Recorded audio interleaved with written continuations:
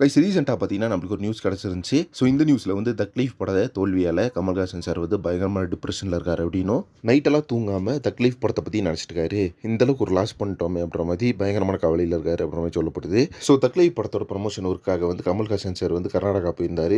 அங்கே போய் தமிழை பற்றி பயங்கரமாக பேசியிருந்தார். தமிழுக்கே ஃபுல் சப்போர்ட் பண்ணி தமிழ் தான் முதல் அப்படின்ற மாதிரி சொல்லியிருந்தார். அதனால பார்த்தீங்கன்னா கர்நாடகாவில் ஒரு மிகப்பெரிய பிரச்சனை உருவாச்சு. அந்த பிரச்சனைக்கு அப்புறமா கர்நாடகாவில் படத்தை ரிலீஸ் பண்ணக்கூடாது அப்படின்ற மாதிரி பயங்கரமான பிரச்சாரம் கலவரம் இதெல்லாம் நடந்துச்சு. அதுக்கப்புறமா ஜூன் 5 தக்லீஃப் படம் ரிலீஸ் ஆச்சு. ஆனால் கர்நாடகாவில் பார்த்தீங்கன்னா அந்த படத்தை ரிலீஸே பண்ணல. அதனாலேயே பார்த்தீங்கன்னா கிட்டத்தட்ட ஒரு 30 கோடி வந்து கர்நாடகா தியேட்டர்களில் மட்டும் லாஸ் ஆச்சு படம். அதுக்கப்புறமா படம் ரிலீஸ் ஆனதுக்கப்புறமா தக்லீஃப் படத்தோட ரிவ்யூ அப்படின்றது ரொம்ப மோசமாக தான் வந்துருந்துச்சு. ஸோ கமல் சார் வந்து இந்த படத்தை தயாரித்து வெளியிட்டு இருந்ததுனால இந்த படத்துக்கு பார்த்தீங்கன்னா மிகப்பெரிய தோல்வி தான் வந்துச்சு. ஸோ எல்லாருமே பார்த்தீங்கன்னா மிகப்பெரிய அளவில் இந்த படத்தை எக்ஸ்பெக்ட் பண்ணிட்டு இருந்தாங்க. படம் வந்து வேற லெவலில் இருக்கும். ஏன்னா இந்த மாதிரி ஒரு டீசர் ஒரு கிளிம்ஸ் அப்படின்ற மாதிரிலாம் சொல்லிட்டு இருந்தாங்க.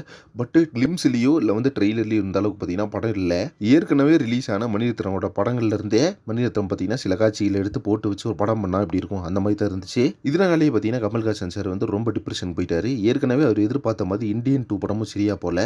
அதே பார்த்தீங்கன்னா அவருக்கு ரொம்ப கவலையாக இருந்துச்சு. அதுக்கப்புறம் தக்லீஃபும் சரியா போல. ஸோ லாஸ்ட்டாக பார்த்தீங்கன்னா விக்ரம் பட பயங்கரமான ஹிட்டுக்கு அப்புறமா கமல் சாரோட படங்கள் அப்படின்றது பார்த்தீங்கன்னா எதுவுமே சரியா போறதில்லை அப்படின்னு தான் சொல்லணும். இதற்கு ஒரே காரணம் என்ன அப்படின்னு பார்த்தீங்கன்னா கமல்ஹாசன் சார் வந்து அவரே படத்தை தயாரிக்காம நல்ல கதைகளை கேட்டு வேற ஒரு ப்ரொடக்ஷன் ஹவுஸ்ல படம் பண்ணார் அப்படின்னா கண்டிப்பாக அது ஒரு மிகப்பெரிய வெற்றி அடையும் அப்படின்றது உண்மையான விஷயம். இப்போ பார்த்தீங்கன்னா கமல் சார் வந்து டிப்ரெஷனாலேயே வந்து ரொம்ப கவலைப்பட்டிருக்காரு அப்படின்னு சொல்லப்படுது. ஸோ இதனால பார்த்தீங்கன்னா நம்ம சூப்பர் ஸ்டார் ரீசெண்டாக போய் கமல்ஹாசன் சாரை பார்த்துட்டு வந்தார் அப்படின்னு சொல்லப்படுது. யாருக்கும் தெரியாமல் திடீர்னு 2 நாள் போய் ஸ்ட்ரெஸ்னாலேயே ஹாஸ்பிட்டலில் ட்ரீட்மெண்ட்டும் எடுத்துகிட்டு வந்திருக்காரு கமல்ஹாசன் சார். ஸோ வெயிட் பண்ணி பார்க்கலாம் அடுத்தடுத்த அப்டேட்ஸ் வந்து இந்த விஷயத்தை பற்றி என்ன கிடைக்குது அப்படின்னு சொல்லிட்டு. மேலும் சினிமா பற்றின இன்ட்ரெஸ்டிங் தகவலுக்கு சேனல் மறக்காமல் சப்ஸ்கிரைப் பண்ணுங்கள். நெக்ஸ்ட் ஒரு இன்ட்ரெஸ்டிங் பண்ணுறேன். Thank you friends.